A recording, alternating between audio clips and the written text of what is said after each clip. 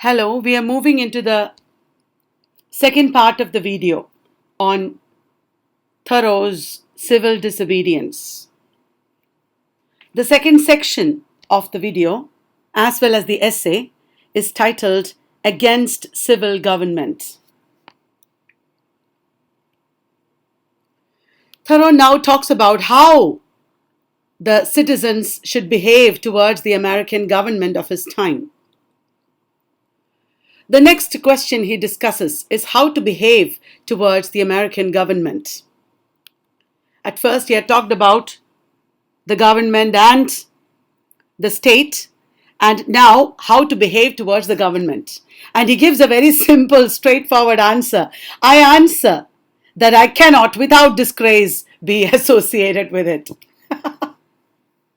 He writes with such irony and caustic satire. He says, he cannot be associated with the government without disgrace. His opinion of the government is very low.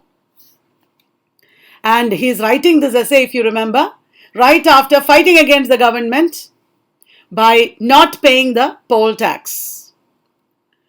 And he says he cannot be associated with the government without disgrace because he cannot for an instant organize that political organization or the government as his government, because it is the slaves' government also. It is a government that supports slavery. Massachusetts has a government that supports slavery of all the states. The southern states were most supportive of slavery. And Thoreau, being an abolitionist, cannot associate with a government that supports slavery. Everyone in America, he says, recognizes the revolution, the right to revolution. After all, America was formed as a result of a great revolution. And all the Americans had actively supported the Revolutionary War of 1775. America had got independence in 1776 against the British government. And in America, everybody realizes the importance of a revolution. However, the same Americans who support a revolution do not recognize the need to revolt against the government now when it supports slavery. For the reason that the government supports slavery, we should revolt. That the Americans do not recognize. Because they are not the slaves. Somebody else is suffering. Why should they revolt? That is how they are thinking. When you personally suffer from tyranny and inefficiency of the government, then you revolt. Thoreau points out, it is not only when you are personally suffering that you should revolt. Why can't you revolt and retaliate when the tyranny leads to other people's sufferings, like the slaves and the Mexicans? We should revolt when other people are suffering as well. The slaves are suffering now. The Mexicans are suffering now because of the Mexican-American War. So Thoreau asks why the people of America are not en masse revolting against the government. America is a machine of injustice. If there is a minor problem that the government creates for its people, like imposing tax on foreign goods, Thoreau wouldn't make a fuss about it. It is not a minor problem right now. If it is only a minor problem that the government creates for its people, like imposing a tax on foreign goods, then Thoreau wouldn't revolt against it. But now, the government is supporting even more injustices. The government is but a machine, and all machines will have such friction. All machines have such friction. And little bit of friction is okay, because it is natural for machines to have friction. But now, the government has become like a machine of injustice. It is not just a little bit of friction. So Thoreau says, however, when the friction completely takes over the machine and oppression and robbery become organized, then we should choose not to have the machine any longer. We should choose not to have the machine any longer. Oppression and robbery, when it becomes organized and the friction completely takes over the machine, it is time to revolt, and now is the time to revolt. He argues that it is now time for a revolution.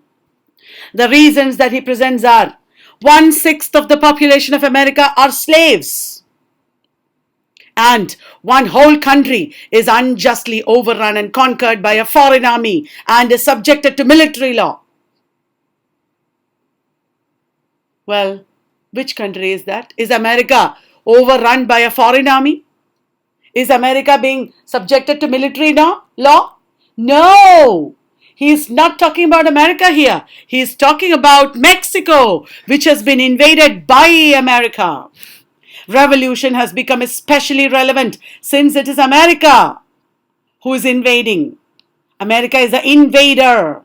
American government is the perpetrator of injustice on Mexico. That is why he says Americans should revolt. Even though America has been an imperialist country that started war on several nations, it should also be accepted that Americans always revolted against the injustices of the government. There had always been widespread revolts in America against the Vietnam War, against America's war on Afghanistan or Iran. So this machine of injustice did not function unhindered. The people always revolted. Look at the protests against the war in Vietnam. Look at the protest against the war in Iran. All this is happening in America. And Americans are saying, get out of Afghanistan. So the militarism that is killing America, the people have always protested against. And Thoreau points out that sometimes a revolution cannot wait. William Paley, an English theologian, argued in duty of submission to civil government. Well, William Paley had argued quite the opposite of what Thoreau is arguing.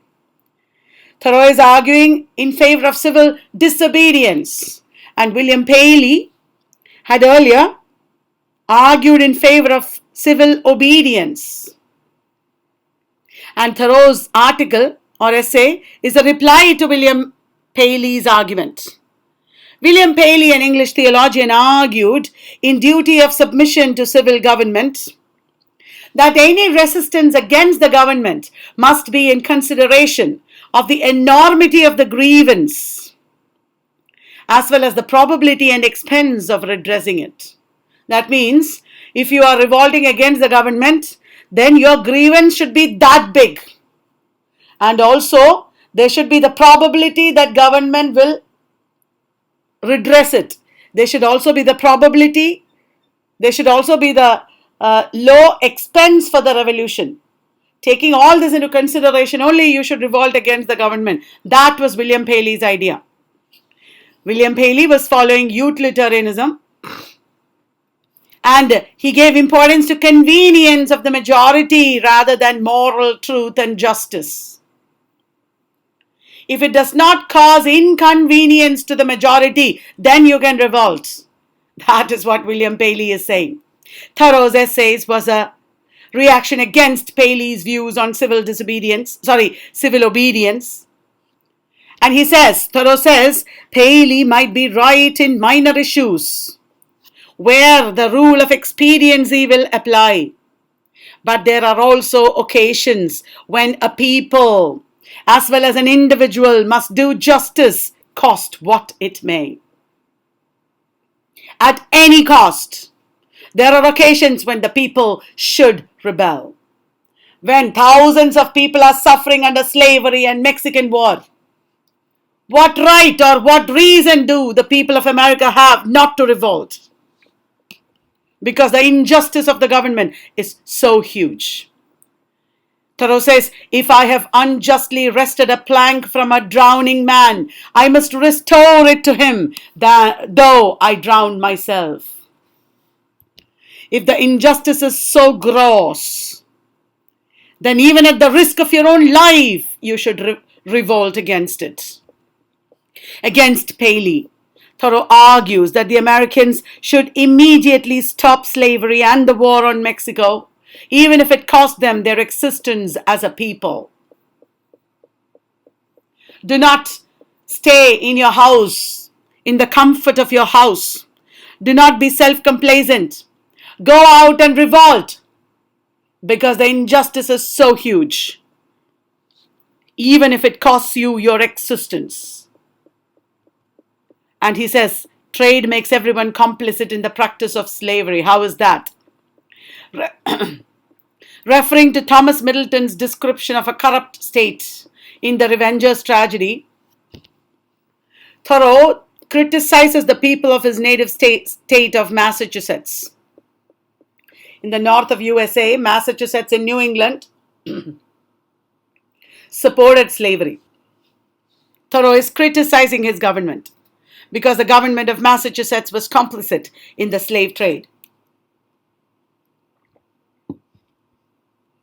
The people claim to be against slavery in the South.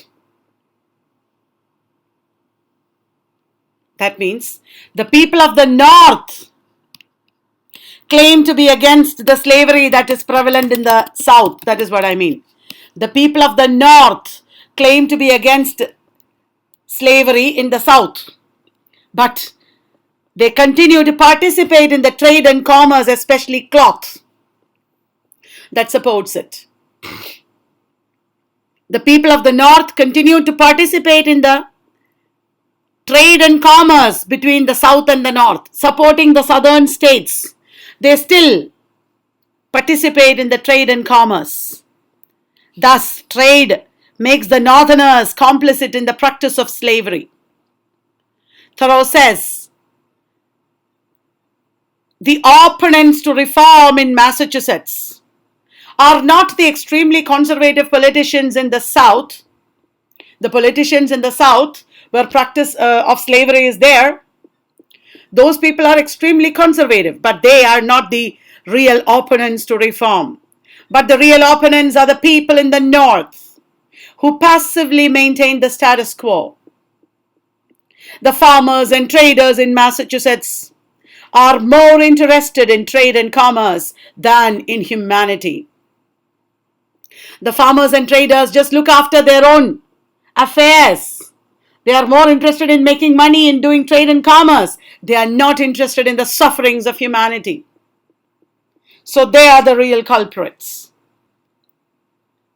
Look at a slave ship and look at slave trade pictures.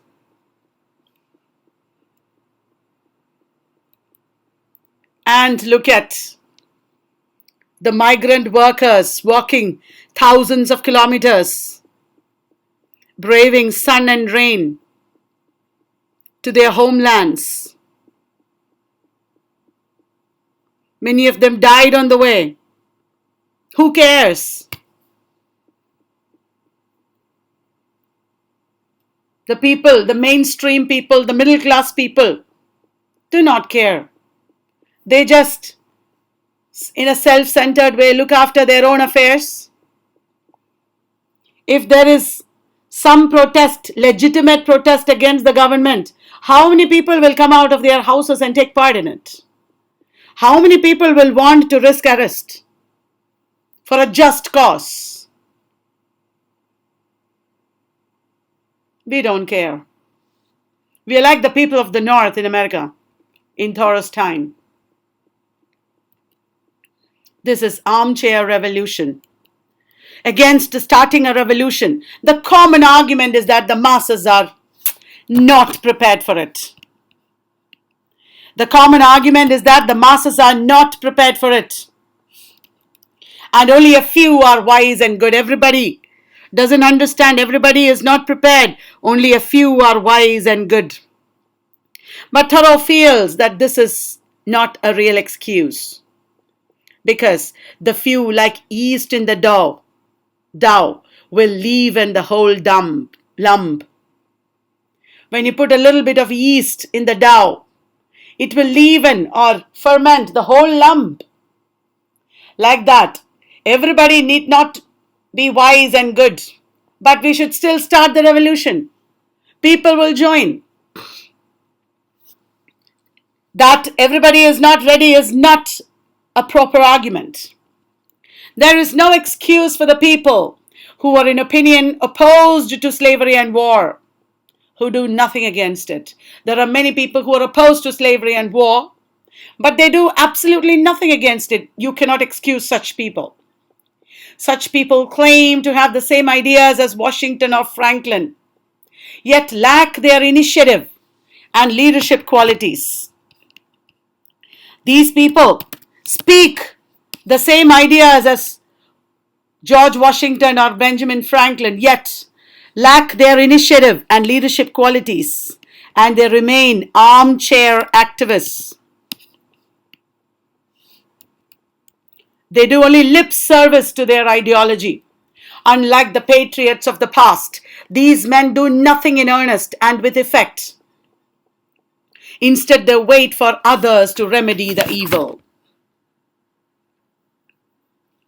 They wait for others to remedy the evil.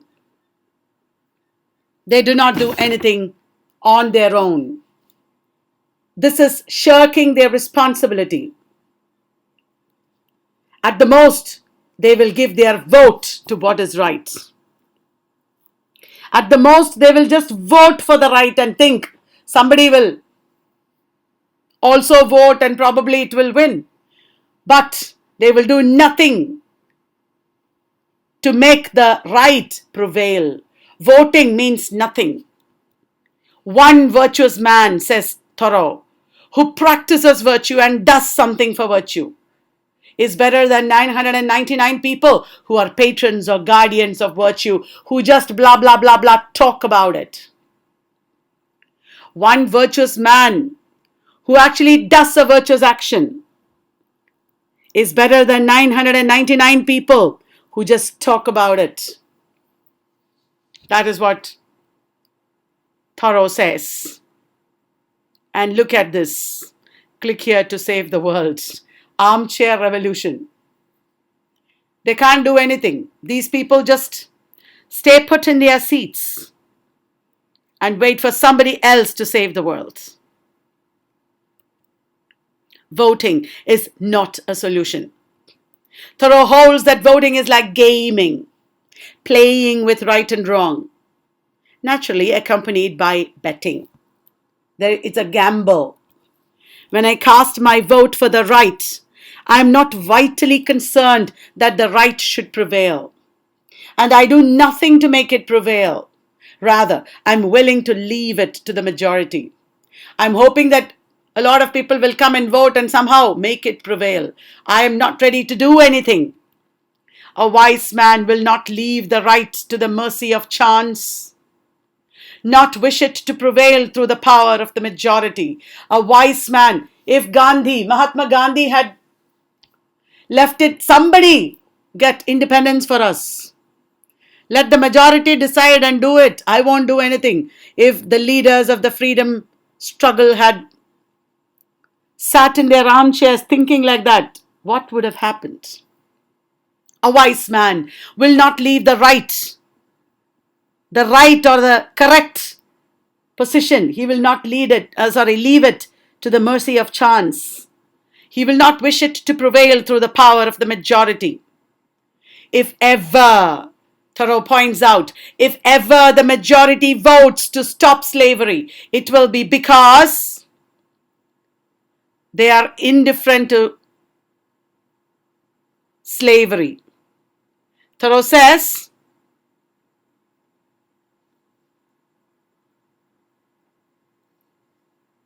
if ever the majority votes to stop slavery,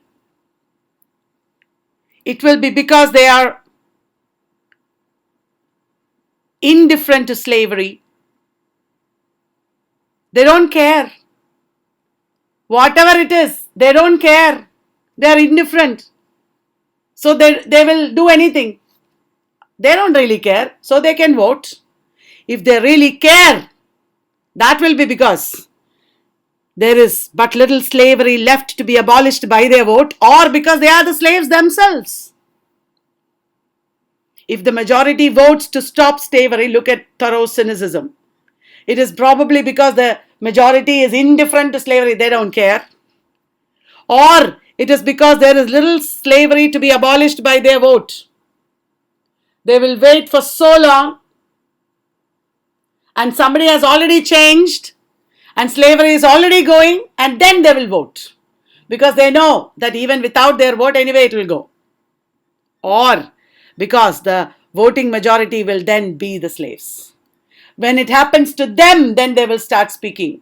But what is the use? It is already too late. Only his vote can hasten the abolition of slavery, who asserts his own freedom by his vote. Thoreau says, only that man's vote which is cast as an assertion of freedom, not because he is indifferent, not because anyway slavery is going to go, not because he is the slave, that is why he is voting for it. No, I am not a slave, but I have the freedom to speak against slavery.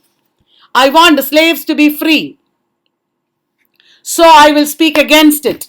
Like that, you should exert your freedom and vote against it and speak against it. That is when your vote matters, your opinion matters. The absurdity of elections. There is a big problem in America before the COVID thing. A lot of world leaders, nation heads have benefited from the confusion created by COVID. Russia, it seems, interfered in the 2016 presidential elections. And this news is only 1 day or 2 days old. The bipartisan Senate report backs the assessment that Russia interfered in the presidential election of Trump. Will Trump's feathers be really ruffled? Will anything happen to him because of this? I don't know. What does it mean by voting? It is all manipulated. Or so it was in 2016 presidential election in the US. Now, coming back to Thoreau. So Thoreau says voting is not an option. Thoreau refers to an election in Baltimore or somewhere, he is not sure where, somewhere, where politicians voted to elect a president. The politicians are voting to elect a president. Thoreau wonders why independent men do not voice their political opinions and choices instead of following the propaganda of political parties. Is it that only politicians have a voice? Why don't we take individual people's voices into consideration? He says he's very disgusted with his country. He says there are hardly any men in this country. The American is now hardly a man. He is an odd fellow with manifest lack of intellect and cheerful self-reliance, complacently taking refuge in charity and insurance. The American does not raise his voice legitimately against any injustice. He is showing lack of intellect and a cheerful self-reliance, because Emerson, Thoreau and others have been advocating self-reliance. Okay, Americans are advocating self-reliance now. But they do not understand the meaning of it. They complacently take refuge in charity. Okay, giving money to others, they think it's a great thing, without realizing that that is not enough. Without checking where this money is going, what is being done with it. They are like dumb. Their lack of intellect they show. And also they think everything is solved by insurance. The insurance companies promise that they will bury them appropriately and the Americans are happy. What an odd fellow the American has become, says Thoreau. And he highlights every individual's responsibility to fight against government negligence and violence. Every individual has a responsibility. Not only the politicians, not only the leaders. Every single individual has a right and a responsibility, a duty to fight against government negligence. Some girl has been raped, or even boy, and the government is supporting the rapists. Imagine a situation like that. That situation is there in every country, I'm sure. In Kerala also it is there. In India it is there. Imagine there was some injustice happening in a college and a Dalit student committed suicide. And the government is supporting the college authorities. Imagine. It is every individual's responsibility to fight against it. It may not be anybody that you know who was raped. It may not be anybody in your family who committed suicide. But it is every individual's duty, responsibility to fight against that government negligence. That is what Thoreau is pointing out. Certainly, it is not man's primary duty to eradicate the wrongs of the world. We don't exist in order to fight against wrongs and eradicate them, certainly. But it is at least his duty to withdraw support to institutions that practice injustice. When the government is oppressive, when the government is unjust, it is your duty to withdraw support to such a government. Otherwise, you will be perpetrating injustice, even though you're free to pursue your other pursuits and contemplations. You have so many other things to do in life. Okay, go ahead and do it. But you should make sure that your enjoyment and leisure and other pursuits is not at the expense of another man's freedom. It should not be sitting upon another man's shoulders. You should not be doing these things at the expense of another man's freedom. That you should make sure. It is hypocritical on your part to applaud a soldier who refuses to fight an unjust war. Sometimes we are armchair activists and philosophers. When there is an unjust war happening, we do nothing against it. But some soldier will refuse to fight against it. But what are you doing? You, with your passivity, sustain the very injustices of the government that propagates this war. Kannan Gopinathan, an IAS officer, resigned because of his protest against the government. All the government servants, all the people working for the government applauded Kannan Gopinathan, for the IAS officer, for resigning his job. While all these people remained in their positions, well, Thoreau's solution is not ideal. It is not practical. It is ideal. Thoreau's solution is not practical. Every single person cannot resign. And if every single person resigns, that will not necessarily deter the government. But I'm just trying to tell you the gist of what Thoreau has argued in the essay. It is hypocritical on your part to applaud a soldier who refuses to fight an unjust war, while you, with your passivity, sustain the very injustices of the government that propagates this war. Why don't you do it, he's saying. The broadest and the most prevalent error requires the most disinterested virtue to sustain it. The broadest and the most prevalent error is there because virtue is disinterested in fighting against it. That is what sustains it. For example, patriarchy. Let us take the example of patriarchy. A lot of men who are victims of patriarchy will beat their wives and oppress their wives and deny freedom to their wives. They are weak men who are victims of patriarchy. They do not have the guts to stand up against patriarchy, the system, the evil system, and say, I will not do it. I will not act like you want me to do it. I will treat my wife well because I respect her as a fellow human being and my wife. I don't have to oppress her in order to assert my masculinity. That many men will not be able to say or feel. So they will become the victims of patriarchy and oppress their wives. And a lot of people, his family members, his friends, people who know them, they will keep quiet because they are disinterested. They don't want to intervene. Let him beat his wife. It is none of our concern. Why should we interfere? Why should we do anything about it? So, the broadest and the most prevalent error, like patriarchy, toxic masculinity survives because the most disinterested virtue is there, not interfering. So this is a paradox. It's an example for a literary paradox. There are many paradoxes that Thoreau uses in this essay. The most common errors are propagated because virtuous people are disinterested in eradicating them. Those who approve of the government's policies yet yield their allegiance and support to it, and they are actually the most serious obstacles to reform.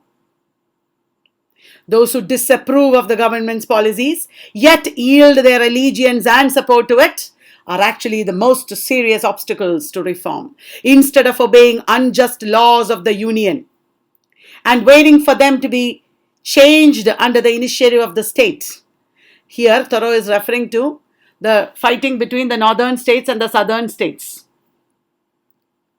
The Union supports slavery, and the southern states wanted it. And when there was the pressure of the abolitionists, the southern states wanted to break free from the Union, etc. All these things were happening in Thoreau's time. So Thoreau says, instead of obeying unjust laws of the Union and waiting for them to be changed under the initiative of the state, why don't they obey the laws at once? Why don't they disobey the laws at once and refuse to pay the taxes, thereby dissolving their union with the state and union governments? Why don't you, instead of waiting for the state to do something, why don't you take the responsibility and disobey the law? The line, "some are petitioning the state to dissolve the union," is a reference to the southern states threatening to leave the union at this time on the basis of slavery. And Thoreau says, it is useless to simply have an opinion. Your opinion should not lead to petition, but action. Your opinion should lead not to petition, but action. And I'm reminded of Noam Chomsky, the ardent critic of the USA.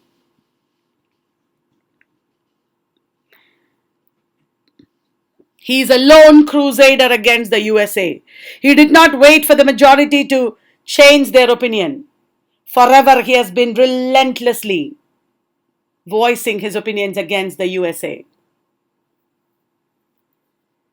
Like a lot of activists in India. Then Thoreau gives an analogy.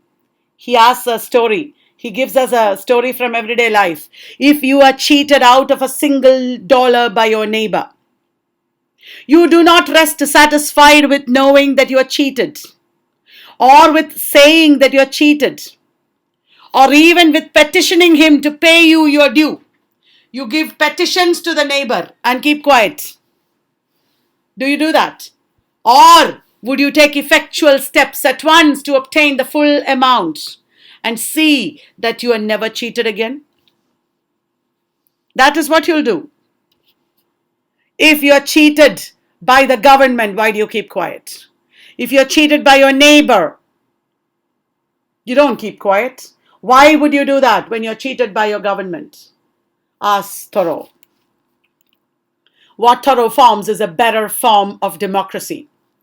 Thoreau here is criticizing the very definition of democracy. Democracy is fallible. It is not perfect. He shows that democracy as it is practiced is a kind of compromise. The decision of the majority, even if it is wrong, is imposed upon everyone. The majority elects a political party and a government that is no good comes to power. The choice of the democracy was wrong, but we have to put up with their decision for another 5 years. This is how democracy is. The decision of the majority, even if it is wrong, is imposed upon everyone. Compromise on ethical issues. I have actually heard people even today say, you cannot criticize the government. They have been elected. And when they are in power, they have the right to do it. You can't question it. Who said just because they have been elected by the majority, that doesn't mean they are always right? This is what Thoreau says. A compromise on ethical issues in order to conform to the view of the majority. Just to conform to the view of the majority, if you compromise on ethical issues, that is a grave moral error. A person should never participate in injustice, even if it is the law. Thoreau is here not arguing for anarchy. Please understand. Thoreau is not arguing for anarchy. He is willing to accept the legal consequences, that is imprisonment, of breaking the law. What is the law? The law to pay taxes. If he breaks that law, he'll be imprisoned. He is willing to accept it.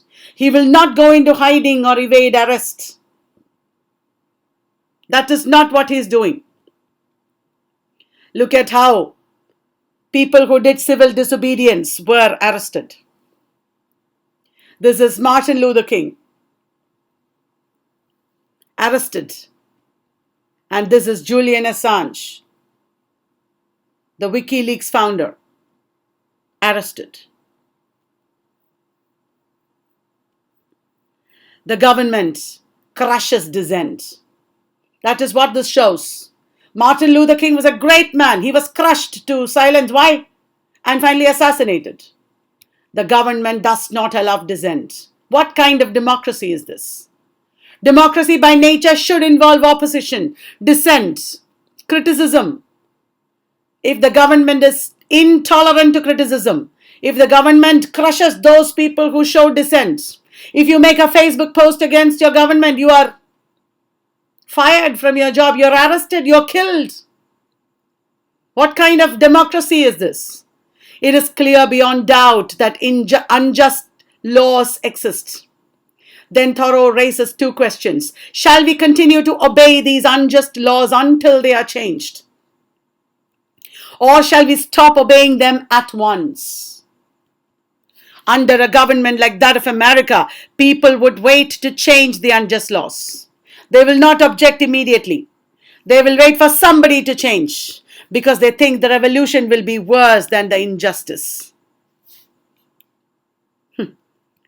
But Thoreau blames it upon the government that it puts down dissent and makes the remedy worse than the evil itself. If you question the government, if you try to remedy its mistakes and evils, that remedy becomes more evil than the evil itself. It is the fault of the government that it crushes dissent. The government always crushes the protest of the wise minorities, as it is proven by history. Gauri Lankesh, who voiced her wise opinions, was one day killed. Kalburgi, Ramachandra Guha was arrested. There are so many professors from across India in the jails.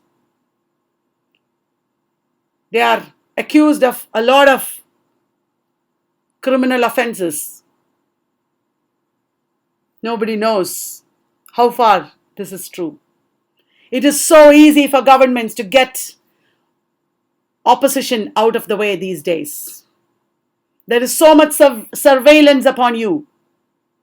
They know each and everything that you're doing, and it is easy to obliterate the enemies.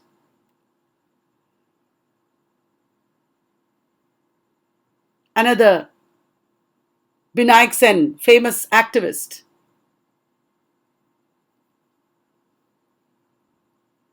Why is it not more apt to anticipate and provide for reform? Why does it not cherish its wise minority? Why do we always, from the time of Socrates, from the time of Jesus Christ, why have we always crushed the wise minorities? Why does it cry and resist before it is hurt? Why is society like that? Why is the government like that? Why does it not encourage its citizens to be on the alert, to point out its faults? Why is the state so intolerant to criticism? Why does it not encourage its citizens to be on the alert, to point out its faults and do better than it would have them? Why does it always crucify Christ and excommunicate Copernicus and Luther? All these are people who said the truth and pronounce Washington and Franklin rebels.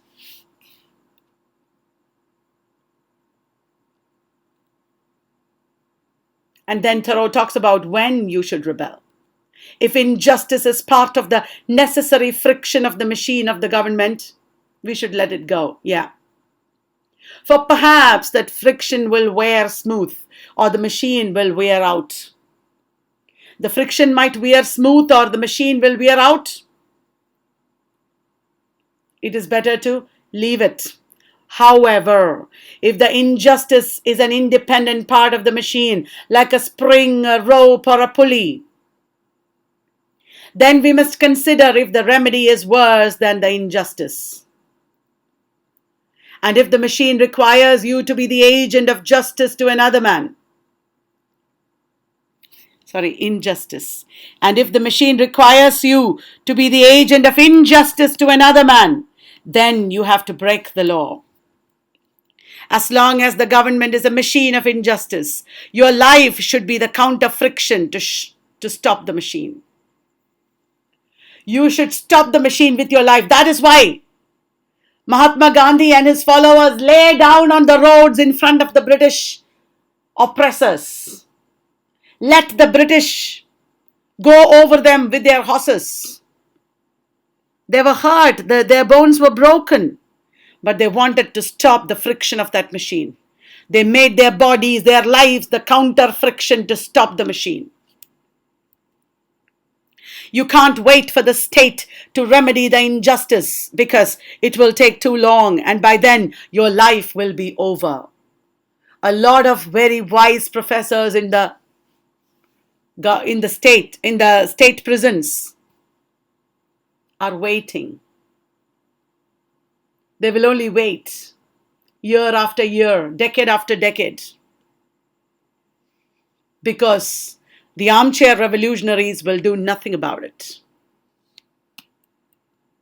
I came into this world not chiefly to make this a good place to live in, but to live in it.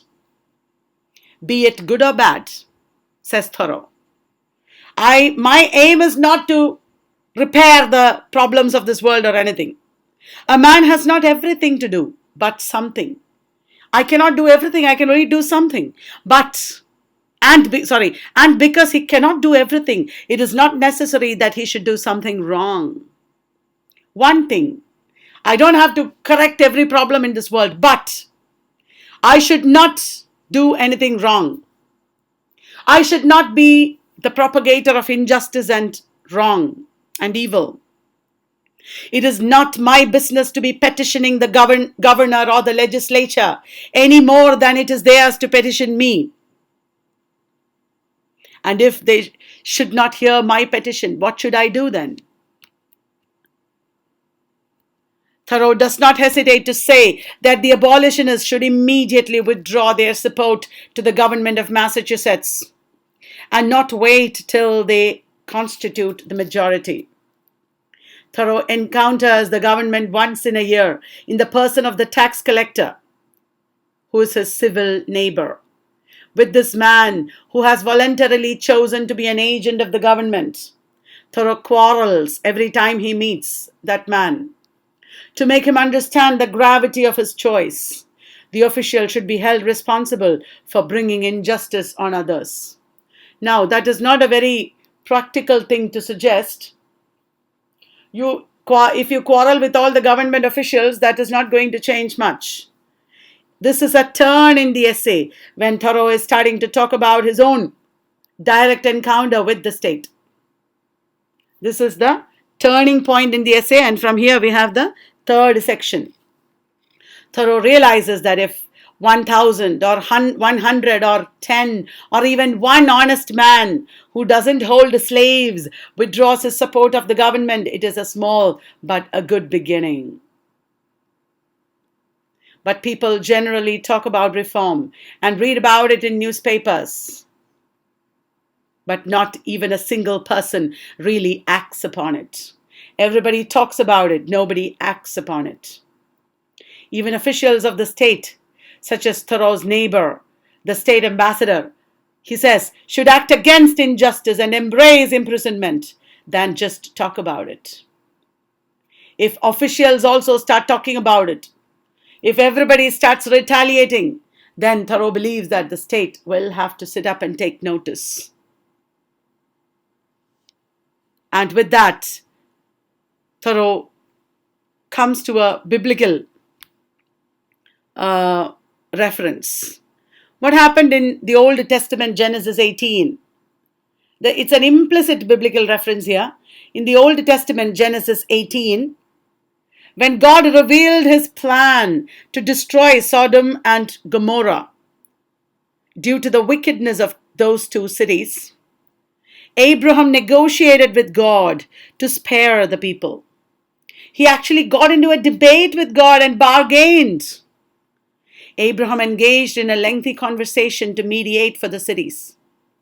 Abraham's compassion for the people of Sodom and Gomorrah reveals the heart of a man who cared greatly for others, including those who did not follow God. He does not want to take revenge on them. He wants them to be given another chance. However, Abraham's request for these cities to be spared was denied because God does not always answer to all your pleas. But here, when Thoreau says that every single person should try his best to bargain with the government, he's actually making a biblical reference here to Adam's bargaining with God. This strong biblical background of his argument is important because that is what the people of New England will understand. They were highly religious people. And now Thoreau talks about what a prison means. Under a government which imprisons anyone unjustly, the true place for a just man is also a prison. At a time when the government is imprisoning people unjustly, the true place for a man who is just is the prison. The proper place today, the only place where Massachusetts has provided for her freer and less desponding spirits, is in her prisons. The only house in a slave state in which a free man can abide with honor. That is also another paradox. The free man is inside the prison. The just man is inside the prison. Remember, the prison is an important tradition. In American culture and literature, there is a lot of prison literature from America, up to Thoreau's time and even later. For example, Martin Luther King's letter from Birmingham jail was very famous. It is a prison text. And prisons are associated with colonial history, oppression, revolution, legal justice versus moral authority, etc. in American literature. Thoreau is also preparing the ground for a discussion of his own imprisonment, which will come in the third section. In Massachusetts at that time, a person could live with dignity in prison among other victims of injustice. Because the people you find in prison will be Indians and Mexicans who are not criminals, but they are victims of injustice. Talk about prisons in America. There are very notorious prisons in America even today. And America has the largest number of prisoners. One of the countries with the largest number of prisoners. A very infamous prison in America is Guantanamo, as you might know, where people are tortured and they are killed without trial, etc. The power of the minority, Thoreau talks about. If anyone thinks he would not be able to influence the state from a prison, Thoreau replies that truth is stronger than error.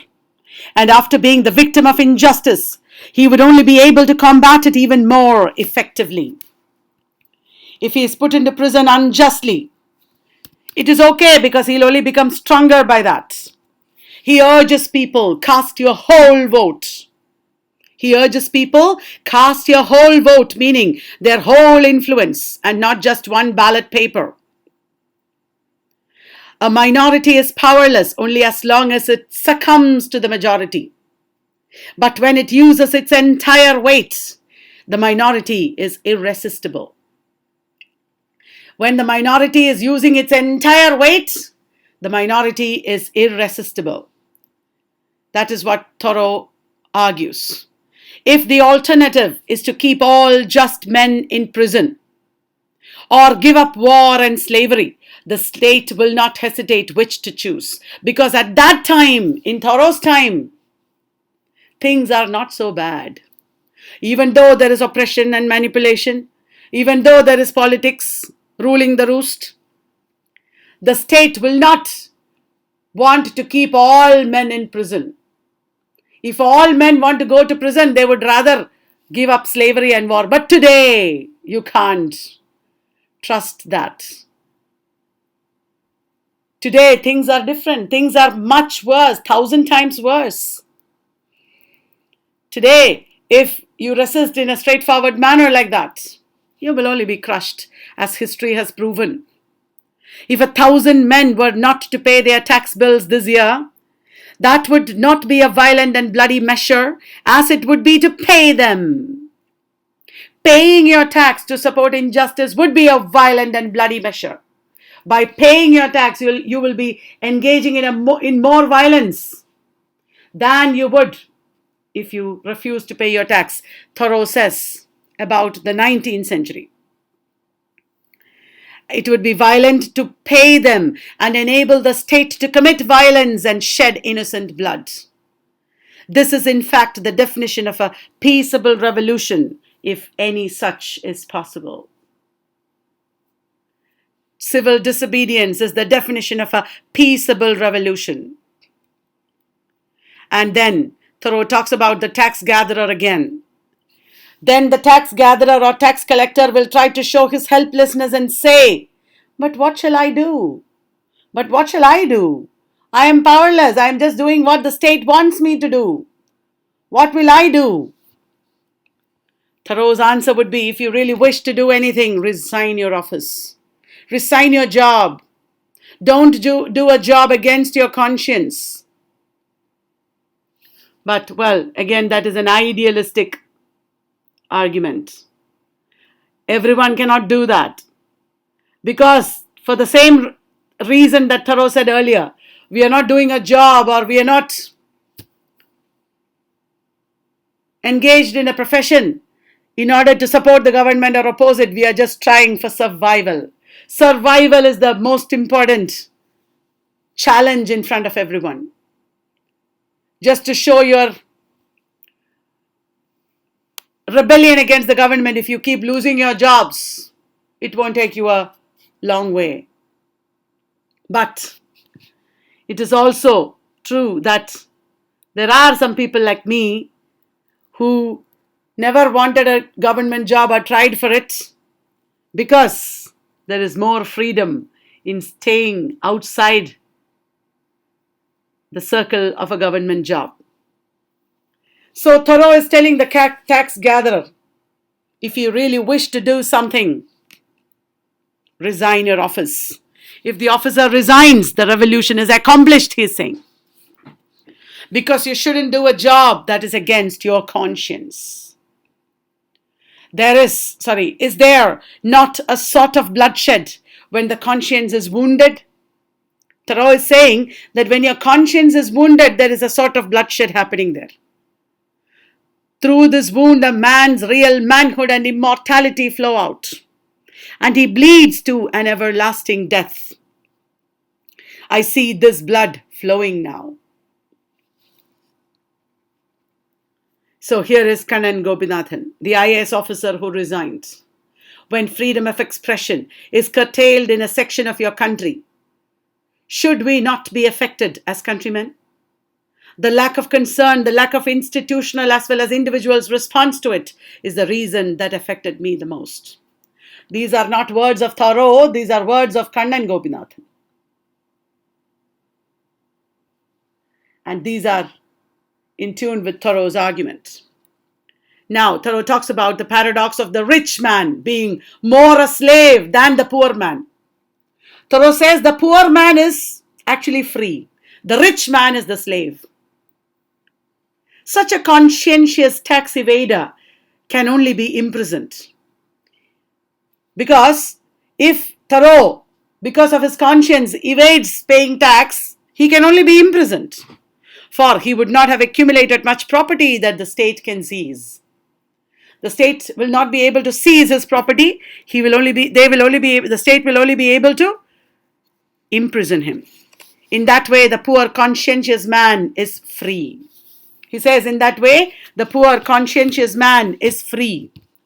But to such people, even a small fee appears big, because the state gives them small service. The poor men, even a small fee to them appears big, because they are absolutely helpless. The state does not help them. The state helps the rich people. Even today it is like that. But the rich man is always sold to the institution which makes him rich. The rich man is a slave of the institution which makes him rich. This sentence is an example of paradox again. He won't be free to be virtuous. To be virtuous, you need to be free. When you're a rich man, you're afraid for your wealth, and you will have to pander to the interests of the state and of the government. He won't have any moral questions in his mind, for the only question which will be how to spend that money. Another paradox. The opportunities of the living are diminished in proportion to what are called the means, as what are called the means are increased. When the means of living is increased, the opportunities of living are diminished. That means if you have more money, you have less life. If you have less money, you have more life. That is the paradox.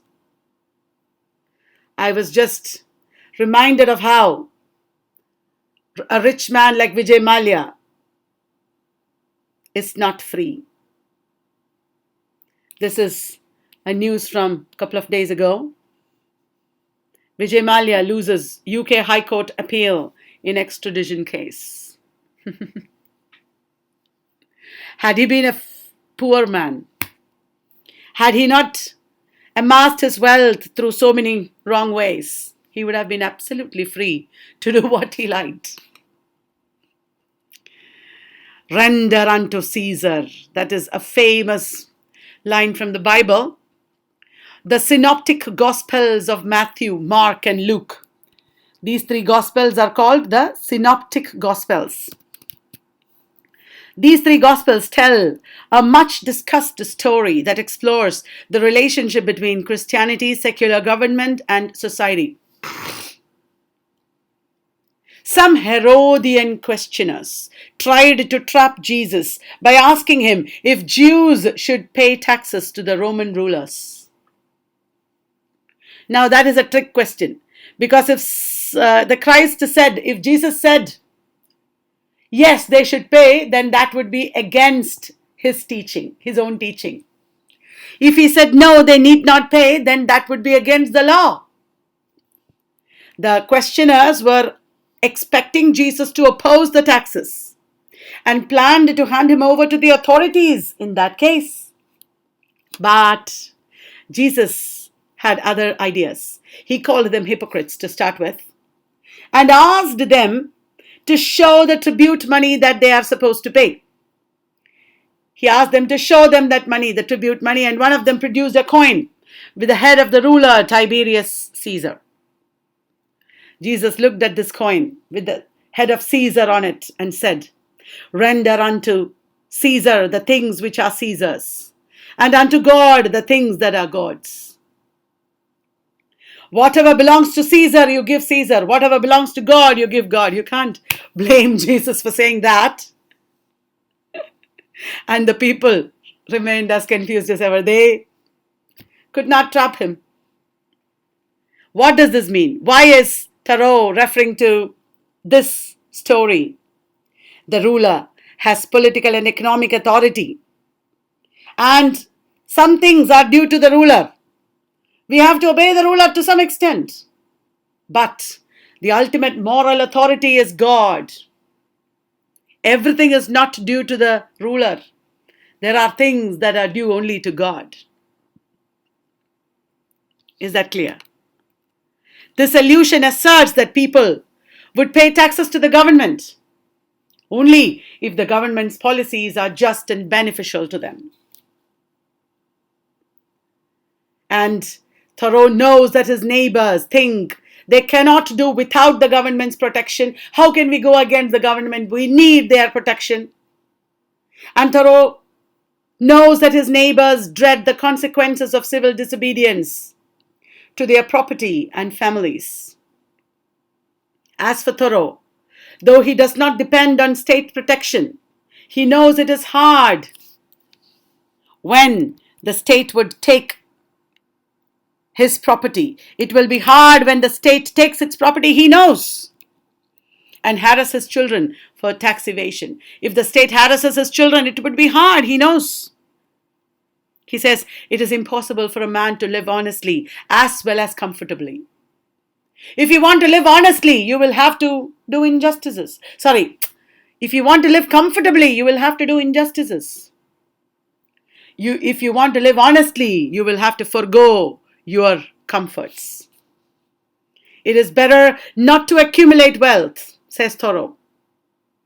You must live within yourself and depend upon yourself. You must live within yourself and depend upon yourself. Do not do a lot of things to accumulate wealth. It will trap you and make you less free. He quotes Confucius, if a state is governed by reason, poverty and misery, if a state is governed by reason, poverty and misery are a shame. But if a state is not governed by reason, riches and honors are a shame. If a state is governed by reason, then everything is rational. There should be no poverty and misery in that state, of course. It will be a shame. But if a state is not governed by reason, then riches and honors are a shame. It means corruption. And he presents another paradox. It costs me less to incur the penalty of disobedience to the state than it would to obey. The cost of obeying the state is higher than the cost of disobeying the state. If I disobey the state, I will only lose some comforts. If I obey the state, I will have to live an unjust man forever. Loss of integrity is what will result from obeying the state. Loss of integrity is greater than the loss of property or loss of comfort. A man may grow rich in Turkey, even if he will be, in all respects, a good subject of the Turkish government. You can grow rich if you serve the government. If you do not serve the government, Turkey is a poor country and also a country of oppression. Even in Turkey, you will grow rich if you pander to the interests of the state and the government. But in all respects, you will be a poor man, but a just man, a free man, if you do not obey the government. So that brings us to section 3, which will be another video. Thank you.